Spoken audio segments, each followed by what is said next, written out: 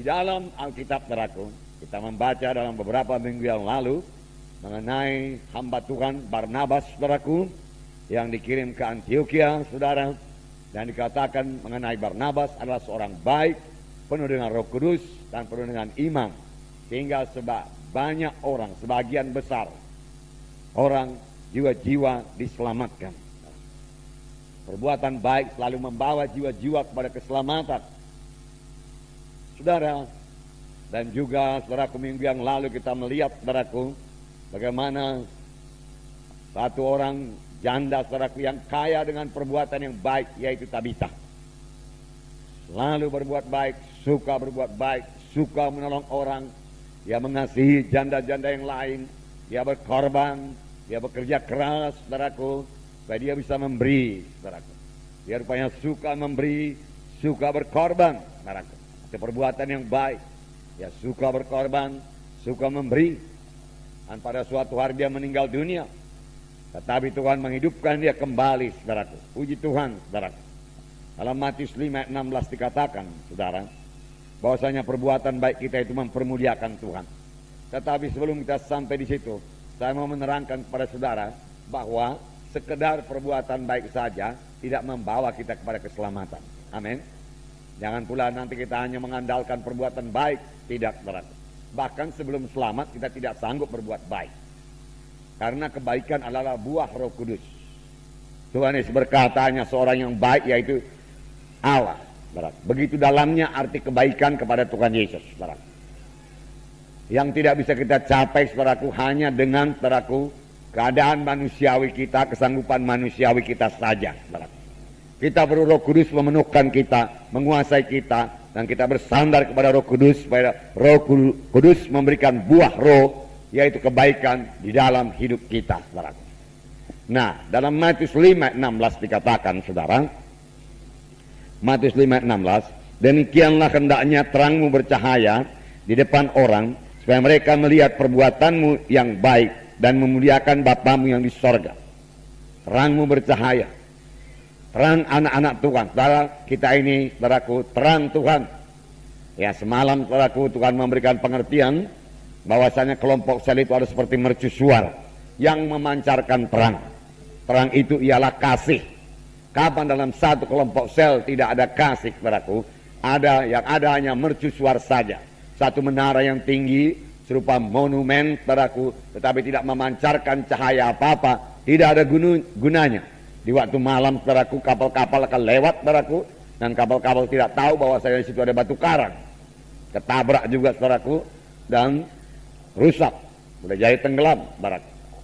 Tetapi satu kelompok sel, saudaraku, yang memiliki kasih, saudaraku, adalah seperti mercusuar yang memancarkan cahaya itu, saudaraku. Sehingga kapal-kapal yang lewat pada malam hari bisa selamat.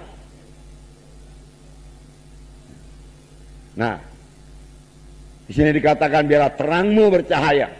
Kemudian dikatakan lagi supaya mereka melihat perbuatanmu yang baik, perbuatan yang baik, perbuatan yang baik, dan memuliakan Bapamu yang di sorga. Haleluya. Nah, saudaraku yang kasih dalam nama Yesus, dalam Ibrani 10 ayat 24. Kita harus saling mendorong, saling menguatkan untuk berbuat perbuatan baik. Amin, saudara. Perbuatan baik. Amin, saudara. Haleluya. Semua kita mau melaksanakan perbuatan baik. Haleluya.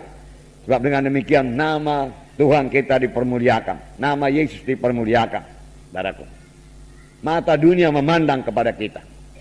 Dan kalau dia lihat kita ini orang baik, saudaraku, berbuat perbuatan yang baik, saudaraku, dia tahu kita orang Kristen, lalu nama Tuhan dipermuliakan. Amin. Haleluya. Nah, dalam Ibrani 10 ayat 24, dan marilah kita saling memperhatikan supaya kita saling mendorong dalam kasih dan dalam pekerjaan baik. Ya, saling memperhatikan. Ya, anak-anak Tuhan juga harus memperhatikan anak Tuhan yang lain.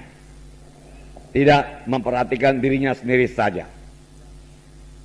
Dalam kelompok sel kita memperhatikan jiwa-jiwa dalam kelompok sel kita. Jiwa-jiwa mana yang tidak datang. Pada kaum bapa harus tahu Kaum bapak mana yang tidak datang dalam kelompok selnya? Kaum ibu juga demikian. Kaum ibu juga harus mengetahui kaum ibu mana yang tidak datang dalam kelompok selnya. Marilah kita saling memperhatikan. Dikatakan di sini. Dan kemudian saling mendorong dalam kasih. Saling mendorong dalam kasih. Dan saling mendorong dalam perbuatan yang baik. Dalam pekerjaan yang baik. Saling mendorong. Atau boleh juga dikatakan bekerja sama dalam melakukan pekerjaan yang baik. Amin, saudara. Ya. Maukah saudara mengerjakan pekerjaan yang baik? Haleluya. Sudah 2 kali saya tanya. Haleluya. Semua mau, saudaraku? Haleluya. Nah, saudaraku, banyak macamnya perbuatan yang baik.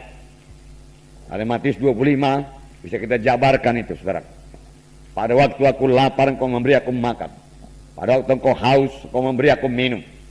Pada waktu aku dalam penjara, engkau mengunjungi aku. Pada waktu aku sakit, engkau mengunjungi aku. Ya.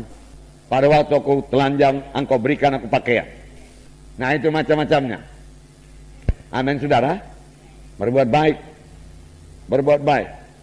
Tapi saudaraku, kita sebagai orang-orang rohani, saudaraku, terutama kita berbuat baik dalam hal rohani. Itu prioritas yang pertama. Saudara tolong orang dalam perkara badani, saudaraku, tetapi saudara tidak menolong dalam perkara rohani, hasilnya tidak seberapa. Kalau misalnya disuruh pilih, saudara bisa menolong dia dalam bidang rohani dan membawa dia kepada keselamatan, saudara, ataukah saudara menolong dia hanya dalam bidang badani materi saja, saudaraku, kita harus memilih menolong dia dalam bidang rohani, terlebih memimpin dia sampai kepada keselamatan, meneguhkan imannya, membawa dia kepada kebaktian minggu, membawa dia kepada kebaktian kelompok sel. Amin, saudara. Haleluya. Ya, saya yakin itu perbuatan baik. Membawa orang ke gereja itu perbuatan baik. Membawa orang kepada keselamatan itu perbuatan baik.